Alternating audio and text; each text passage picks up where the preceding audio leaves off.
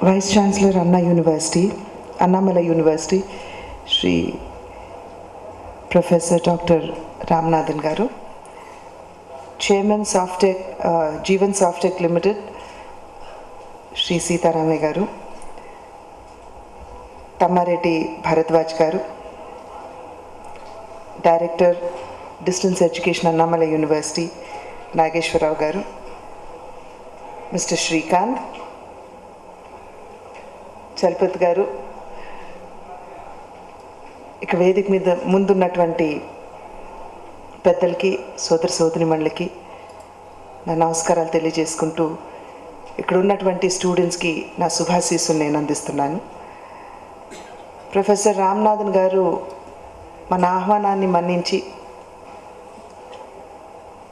ఇక్కడికి వచ్చిన సందర్భంలో వారికి ఇందాక నేను అడుగుతా ఉన్నాను, వారిని తెలుగు అర్థమవుతుందా అని అడిగిన నేపథ్యంలో నాకు అవకాశం ఉన్నా కూడా నేను నేర్చుకోలేకపోయాను, ఇప్పుడు నాకు చాలా బాధగా ఉంది అని చెప్పి వారు చెప్పిన సందర్భంలో వారికి అర్థమయ్యేలా ఆంగ్లంలో మాట్లాడటం, అంటే మనకి అతిథిగా వచ్చారు కాబట్టి ఆంగ్లంలో మాట్లాడటం సబబుగా ఉంటుందని చెప్పి భావిస్తూ,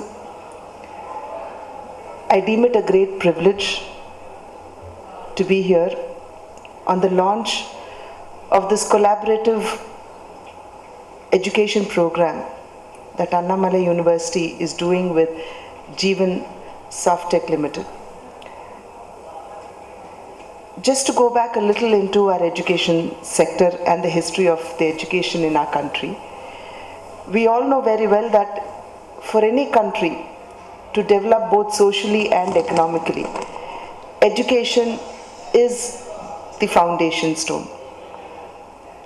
I do not think there's any other goal in the world that is as universally and as consistently supported as the notion that every child should have exposure to good and modern education.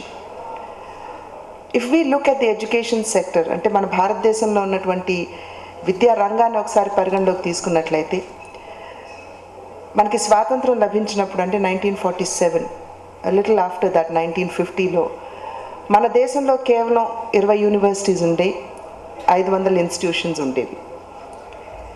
ఈనాడు స్వాతంత్రం లభించిన 63 సంవత్సరాల తర్వాత మన దేశంలో ఈనాడు 500కి పైగా యూనివర్సిటీలు, దగ్గర 26,000 institutions in ఆ కంట్రీ.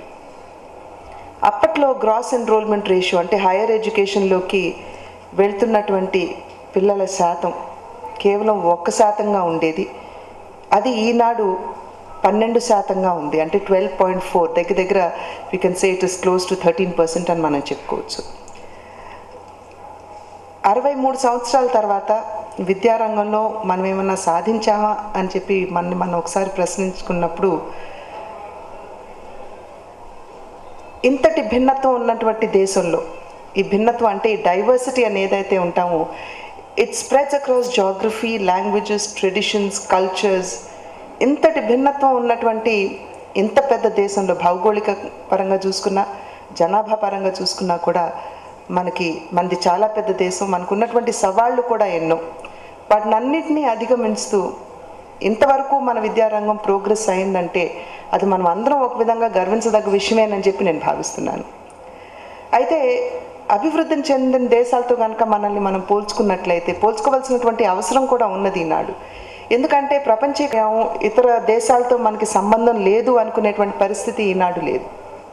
కనుక తప్పకుండా మనం అభివృద్ధి చెందిన దేశాలతో పోల్చుకుంటూ ఏ విధంగా ఆ లెవెల్కి మనం ఎదగగలమో అనేటువంటి విషయం మీద దృష్టి సారించవలసినటువంటి అవసరం ఈనాడు చాలా ఉంది, ప్రత్యేకించి ఈ ప్రపంచీకరణ నేపథ్యంలో. అభివృద్ధి చెందిన దేశాలు మనం దృష్టి సారించినట్లయితే అక్కడ హైయర్ ఎడ్యుకేషన్లో గ్రాస్ ఎన్రోల్మెంట్ రేషియో అని ఏదైతే అనుకుంటున్నామో అది దగ్గర 40% నుండి 80% వరకు, అంటే డిపెండింగ్ ఆన్ ద కంట్రీస్.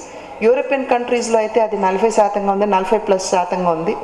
అదేవిధంగా యుఎస్ఏ లేదా కెనడా, ఈ 2 దేశాల్లో 60 నుండి 70% అక్కడ గ్రాస్ ఎన్రోల్మెంట్ రేషియో ఉంది.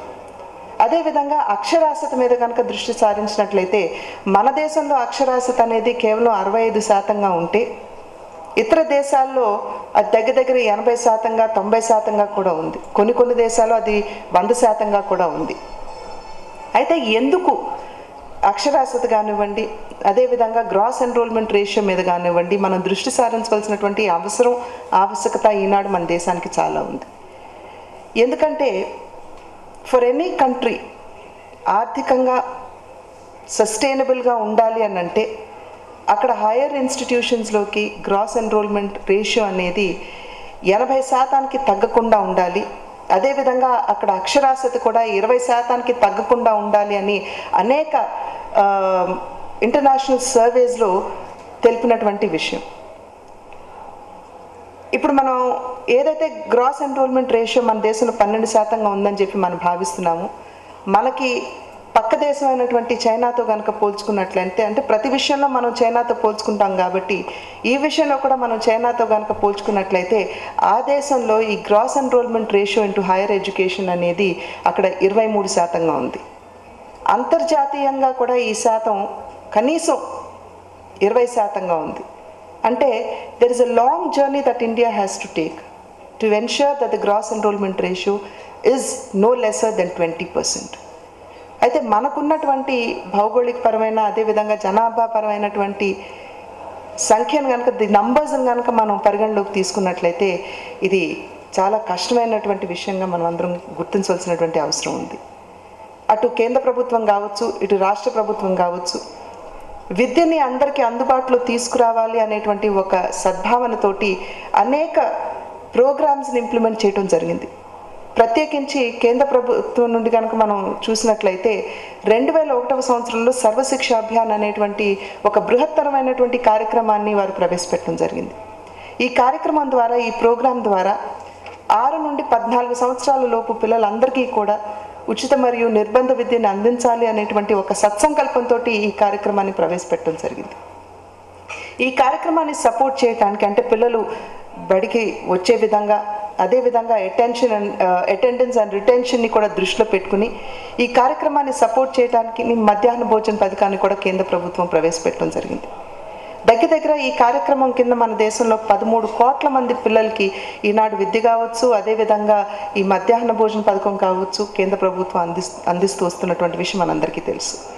అయితే ఈ Sarva Shiksha Abhiyan is a time bound programme. ఇది 2015తో it will come to an end. కనుక మన పిల్లలకి ఉచిత మరియు నిర్బంధ విద్యని ఇచ్చే విధంగా మన రాజ్యాంగాన్ని సవరించి 21A అనే ఆర్టికల్ని ప్రవేశపెట్టి తద్వారా రైట్ టు ఎడ్యుకేషన్ అనేటువంటి బిల్ని ఈ మధ్య కాలంలోనే పార్లమెంట్లో పాస్ చేయడం జరిగింది. ఈ చట్టం యొక్క సంకల్పం ఏంటంటే ఎడ్యుకేషన్ని ఫండమెంటల్ రైట్ కంటే ఒక ప్రాథమిక హక్కుగా గుర్తిస్తూ పిల్లలందరినీ కనుక మనం పాఠశాలకి బళ్ళకు కనుక తీసుకురాగలిగినట్లయితే తప్పకుండా మన అక్షరాస్యతను పెంచుకునేటువంటి ఒక అవకాశం ఉంటుంది అనేటువంటి ఒక సత్సంకల్పంతో ఈ కార్యక్రమాన్ని చేపట్టడం జరిగింది. అయితే కొంతమంది వయోవృద్ధులు కూడా అవకాశం లేని సందర్భంలో, వారు విద్యార్థికులు అక్షరాస్యులు కాలేనటువంటి సందర్భంలో వారిని మీద కూడా దృష్టి సారించాలి అనేటువంటి సద్భావంతో సాక్షర్ భారత్ అనేటువంటి కార్యక్రమాన్ని కూడా ప్రవేశపెట్టడం జరిగింది. అయితే కేవలం ప్రభుత్వాలు మాత్రమే ఇటువంటి కార్యక్రమాలను చేపడుతూ మన దేశంలో ఉన్నటువంటి అక్షరాస్యతని పెంపొందించగలరా అనేటువంటి విషయం మీద కనుక దృష్టి సారించినట్లయితే, ఇందాక చెప్పినట్లుగా మనకున్నటువంటి భౌగోళికపరమైన అదేవిధంగా జనాభా పరమైనటువంటి సవాళ్ళను కనుక మనం పరిగణలోకి తీసుకున్నట్లయితే ఇది కేవలం గవర్నమెంట్స్ ద్వారానే సాధ్యపడుతుంది అని చెప్పి పడేటువంటి విషయంగా మనందరికీ తోచట్లేదు అని చెప్పి నేను భావిస్తున్నాను.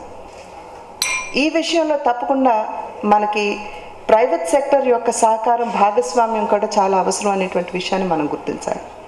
అయితే ప్రైవేట్ సెక్టర్స్ని ఇన్వైట్ చేస్తూనే వారు గుర్తుంచుకోవాల్సినటువంటి విషయం ఏమిటంటే విద్య అనేది అందరికీ అందుబాటులో ఉండే విధంగా వారు విద్యను అందించాలి.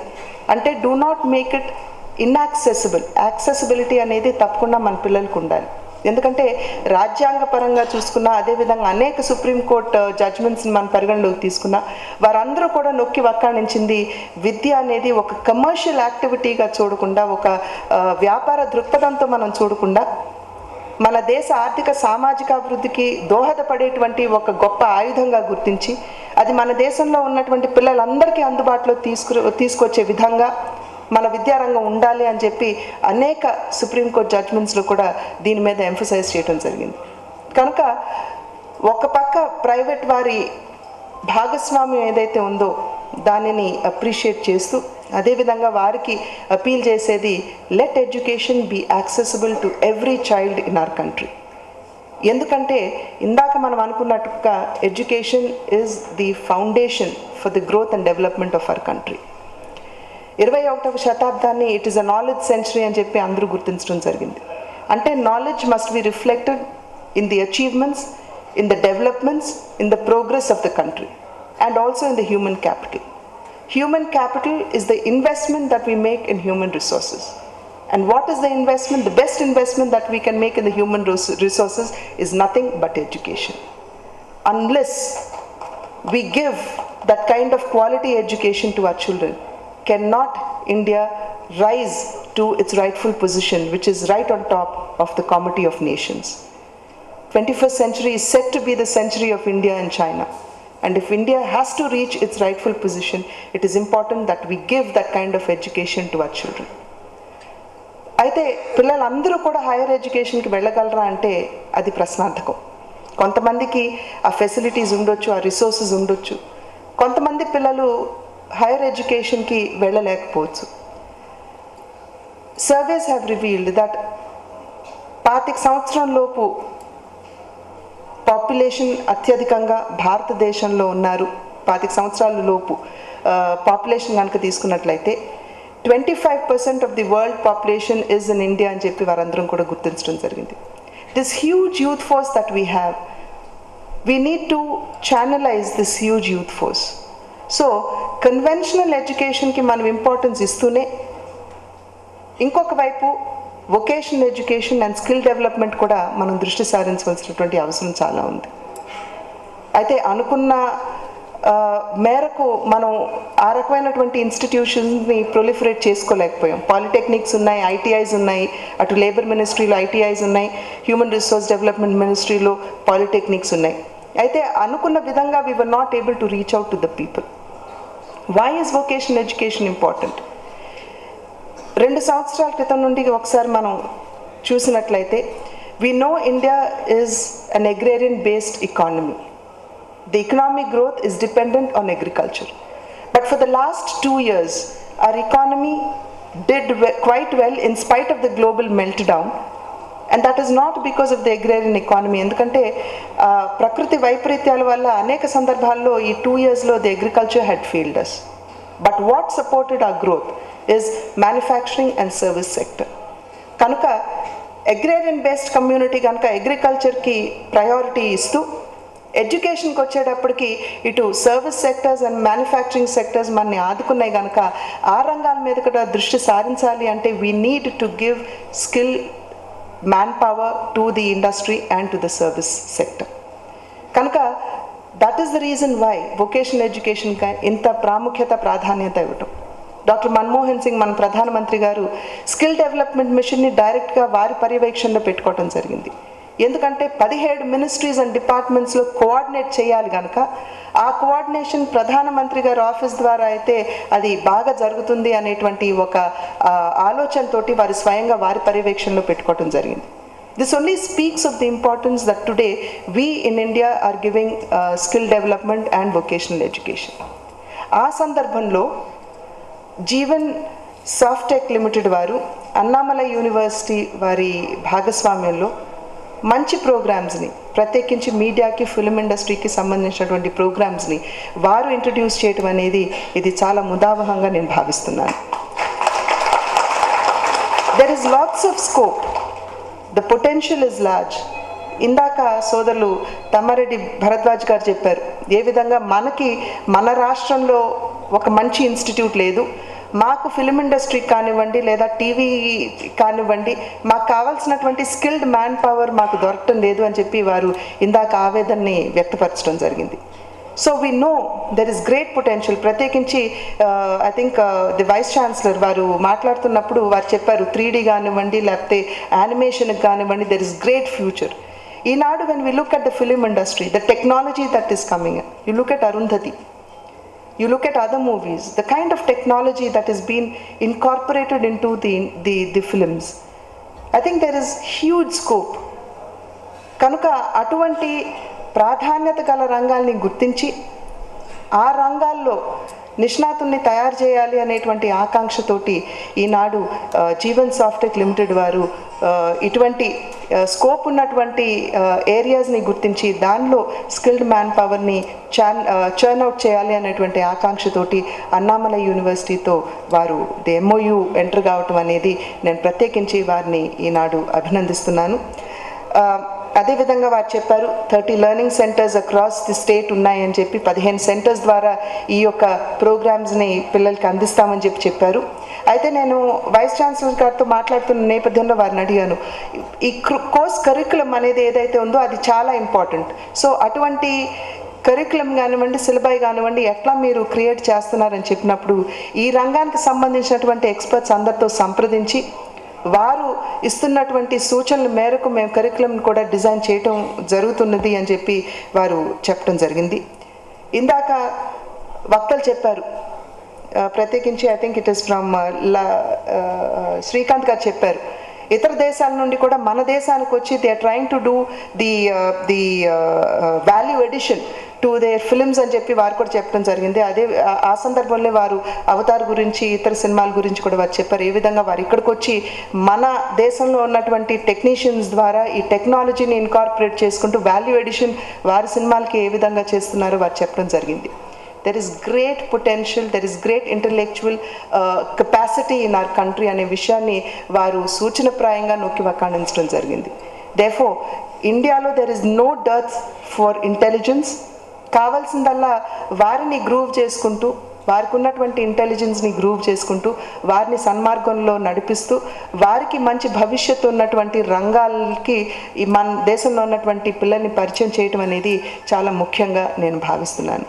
కనుక I would like to also congratulate Mr. Srikanth and others who are collaborating and cooperating with Jeevan Softech Limited to ensure that we give that kind of good direction to our children. And it is a great privilege for me to be here because ఇది కేవలం ఏదో ఒక diploma కోర్స్కో certificate కోర్స్కో ఒక డిగ్రీకో సంబంధించినటువంటి కార్యక్రమంగా నేను భావించడం లేదు. అది డైరెక్ట్గా ఆ రకంగా దానికి సంబంధించినటువంటి కార్యక్రమం అయినప్పటికీ కూడా ఇండైరెక్ట్గా this is connected to the growth and development of our country. కాబట్టి I think I'm privilege to be here and I thank Jeevan Softech limited వారు for having given me such a wonderful opportunity to be here. పెద్దలు చెప్తూ ఉంటారు, స్వగృహే పూజ్యతే జ్యేష్ఠ స్వగ్రామే పూజ్యతే ప్రభు స్వదేశే పూజ్యతే రాజా విద్వాన్ సర్వత్ర పూజ్యతే అని. అంటే the oldest is respected in the family, the village head is respected in the village, the king is respected in the kingdom, but a learned person is respected universally everywhere. Kanuka, we need to create that kind of learned people in our country who will be respected not only India but world throughout. Thank you.